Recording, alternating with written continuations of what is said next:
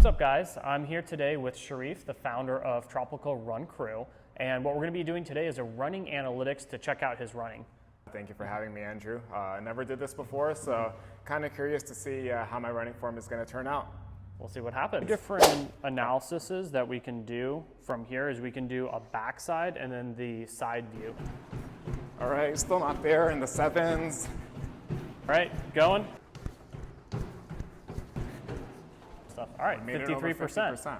All right, see what we got here. Let's take a look at the actual video here. So this is showing, okay, this is looking at our eye gaze here, our elbow angle, our hip angle, torso. So we are leaning back here. That's what it's going to show there. Our knee angle looks pretty good. It's going to show that we're too far forward here, but that might be because of the treadmill. I see. All right, so the first part of the analytics here, which is the metrics, which is time of flight. So this is just like kind of a breakdown of, okay, so we're 0.38 seconds, which is the time of flight.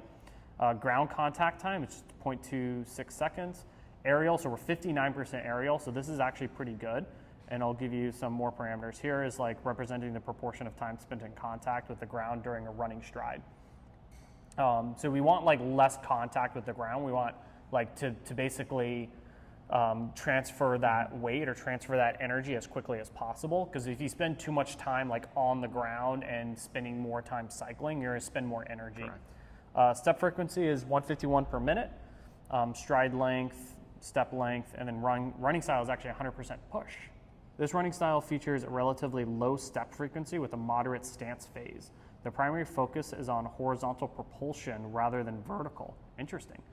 Resulting in a flight time slightly shorter than the maximum possible flight time.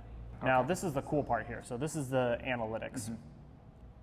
All right, so the foot landing is saying this is pretty bad. Showing here like midfoot strike, we're really far forward here. So we definitely be further back. So does that mean when I'm landing more like this instead of like straight on? So no, this is more the distance from your hip to going forward this way. This can cause like some hamstring issues, some low back issues. The midfoot lands far in front of the center of the gravity, generating high stress forces that may impact the knee and hip joints. There is a significant risk of overloading the stabilizing structures of the ankle. So our torso ideal position here, this is actually saying it's pretty good. It's like right on that mark though, so we could even be more far forward. Got it. So we got like that range of like 4 to 10 degrees there. So I'm right at like the beginning of that. I still have 6 degrees to kind of work with. That end torso, but you're still in the green there. So that's just something to kind of keep in mind. Foot position, so that's excellent. We're well within the green there. So this is the foot landing. So that's as the foot, so as we're stepping out, is now we're that's called our like loading response essentially. So we're stepping and now going into it. This is our knee angle, like how much flexion we have is very ideal. So if our knee is too bent, it means we're collapsing. I see. And it's gonna put a ton of stress on the quads. So that looks really good. Okay, heel kick there. So we're very low on the heel kick. It's coming up too low. So we can bring that up even higher. I see. Yeah. More energy to maintain speed, restriction of movement amplitude. Sprint exercises can help with this, essentially. And we've been catching this on quite a few people. So one of the consequences here is a restricted leg cycle imposes limitations on the range of motion at the hip, thereby affecting propulsion efficiency. So this restriction can also have adverse effects on the knee and ankle, increasing the risk of injury. Okay.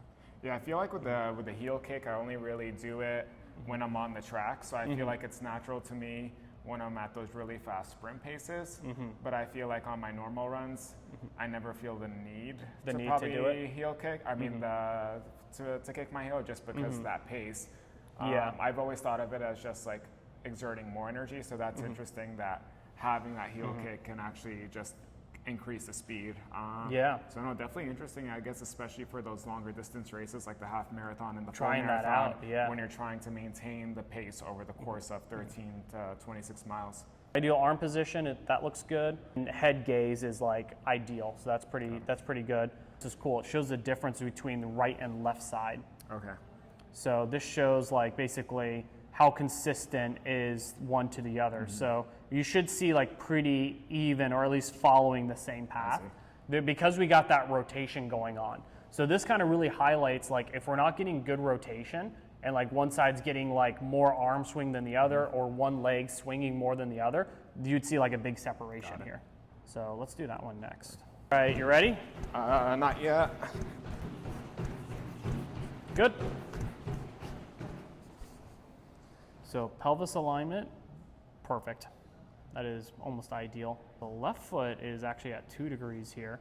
So that's when your left foot lands versus your right foot. Okay. So this is looking at that shift. It's important because if you want to get really nitpicky here, it means that the left side, you could probably use a little bit more hip strengthening. Okay. Because this is saying 2 degrees and this is saying 0 degrees. Got it.